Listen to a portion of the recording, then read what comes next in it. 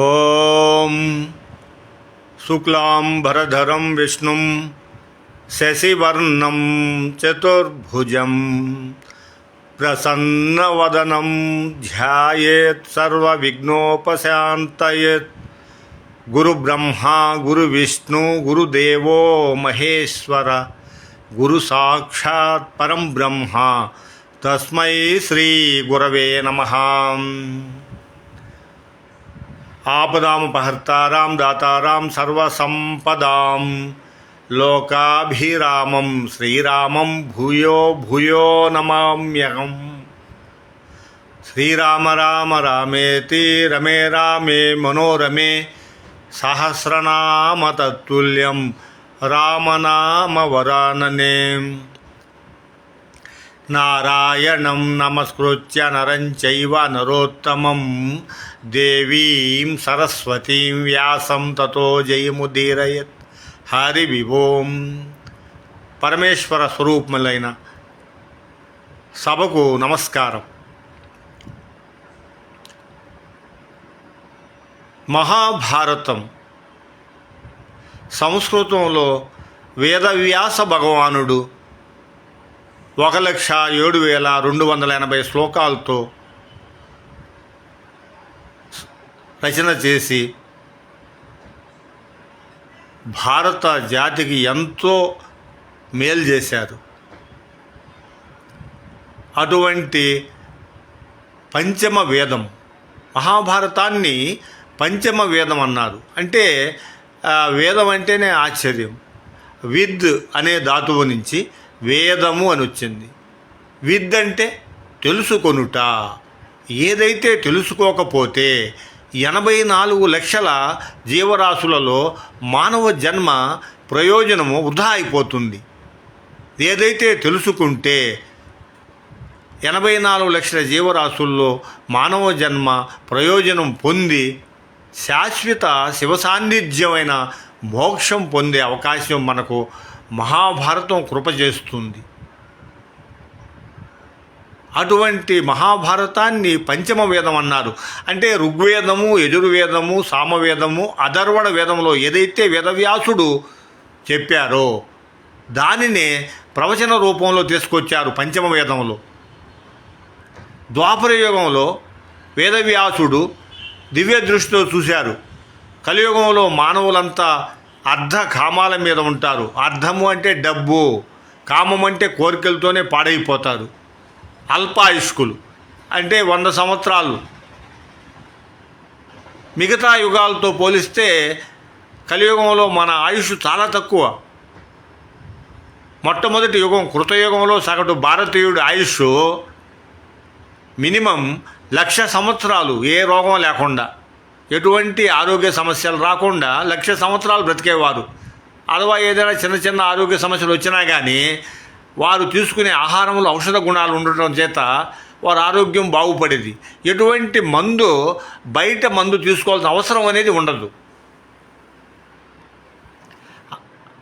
అదే త్రేతాయుగంలో అంటే రాముడు కాలంలో సగటు భారతీయుడు ఆయుష్ 10,000 సంవత్సరాలు.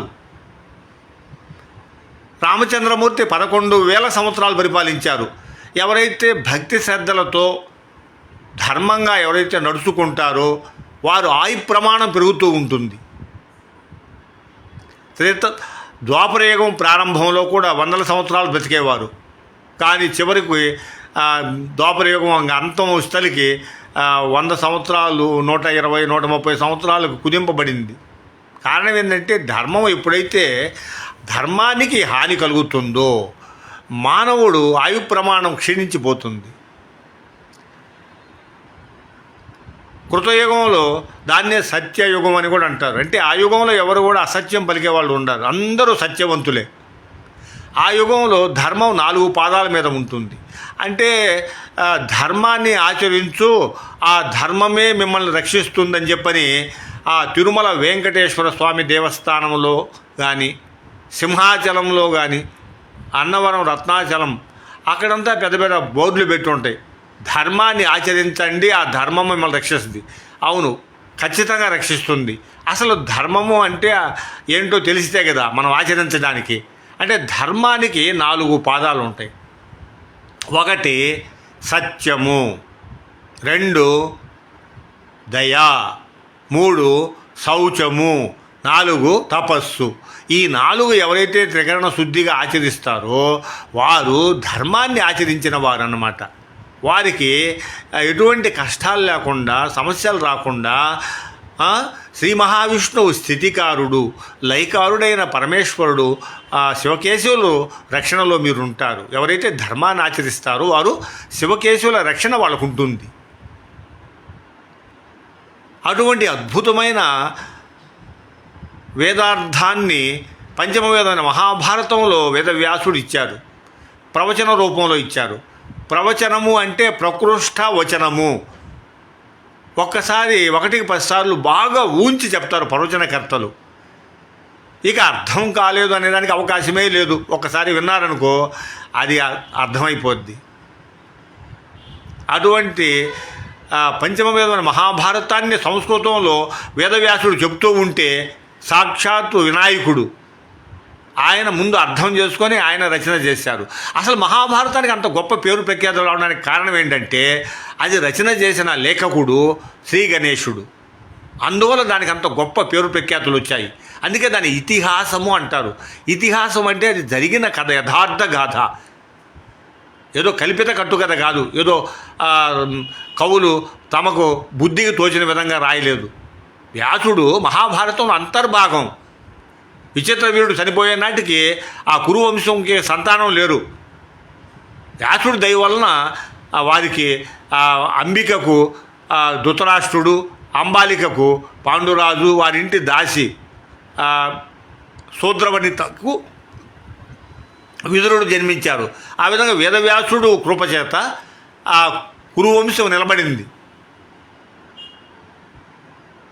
అటువంటి వేదవ్యాసుడు ఆయన ఆ మహాభారత ఇతిహాసాన్ని ఆయన వినాయకుడి చేత రచన చేయించారంటే దానికి ఎంత గొప్పదో మహాభారతము వింటూ ఉంటే నిజంగా ఆశ్చర్యం వేస్తుంది. ఇంకా వినాలని మనకు కుతూహలం కలుగుతుంది. మహాభారతం అందరూ వినగలరా? వినడానికి సాధ్యం పడదు. ఎందుకంటే దానికి కొన్ని కోట్ల జన్మల్లో మీరు చేసుకున్న ఏదైనా పుణ్యం ఉంటే కానీ భగవంతుడు మిమ్మల్ని మహాభారతం వినడానికి అంగీకరించడు. శ్రీకృష్ణ భగవానుడు మహాభారతం మిగతా పురాణాలన్నీ ఒక ఎత్తు, మహాభారతం ఒక ఎత్తు. మహాభారతం వినాలంటే యోగ్యత ఉండాలా, అర్హత ఉండాలా. ఎన్నో కోట్ల జన్మల్లో మీరు చేసుకున్న పుణ్యాన్ని భగవంతుడు పరిగణలోకి తీసుకుంటాడు, లెక్క కడతాడు. అప్పుడు నీకు అవకాశం ఇస్తాడు మహాభారతం వినేదానికి. అందులో గురుముఖంగా లైవ్లో వినడం అంటే నిజంగా అక్షయ ఫలితాలు ఉంటాయన్నమాట. మీ కుటుంబంకి ఎప్పుడు కూడా శివకేశవుల రక్షణ ఉంటుంది.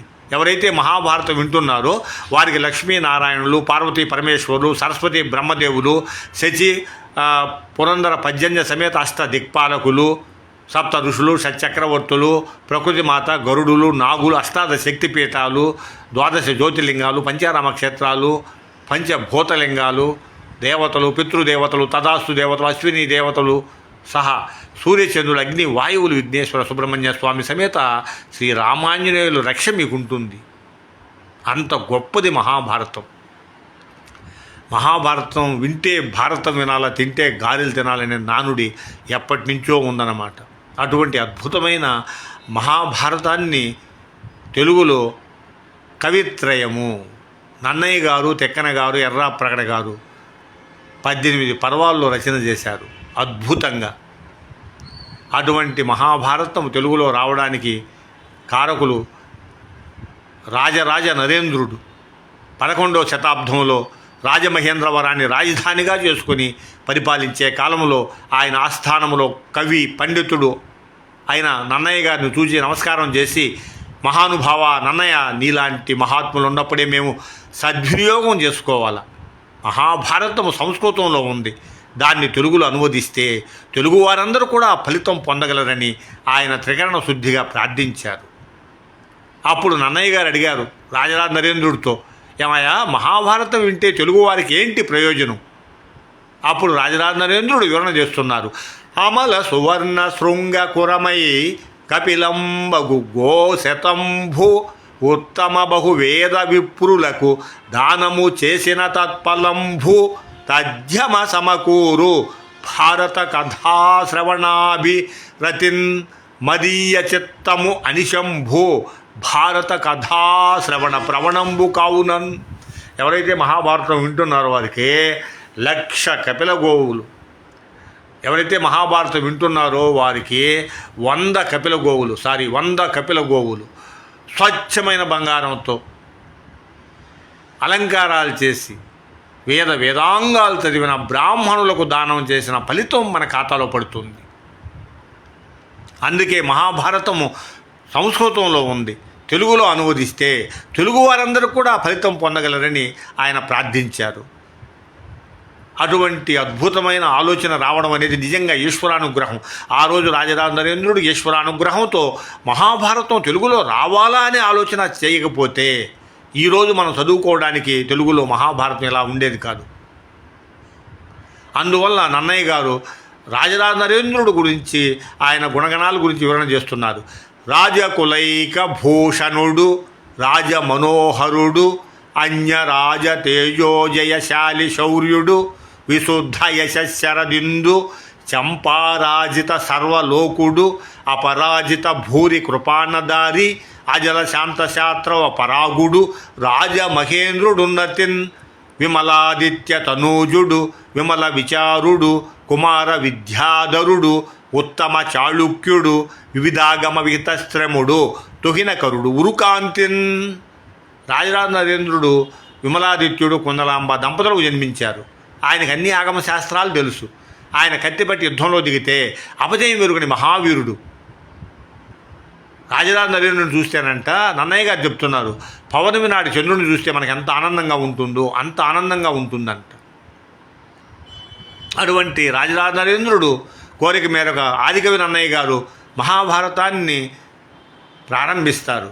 ఆయన గుణగణాలు చెప్తున్నారు. రాజరాజ నరేంద్రుడు తన కుల బ్రాహ్మణు, అనురక్తు, అవిరళ జప హోమ తత్పరు, విపుల శబ్దశాసను, సంహితాభ్యాసు బ్రహ్మాండాది నానా పురాణ విజ్ఞాన నిరతుపాతృ, ఆపస్తంభ సూత్రు, మొద్గల గోత్ర జాతు, తద్వినుతావదాత చరితు, లోకజ్ఞు, ఉభయ భాషా కావ్య రచనాభిశోభితు, సత్ప్రతిభాభియోగ్యు, నిత్య సత్యవచను, మత్యమరాధిపాచార్యు, సుజను నన్నపార్యు చూచి పరమధర్మ విధుడు, వర చాళుక్యన్వయాభరణుడిట్టులనియే కరుణతోడ.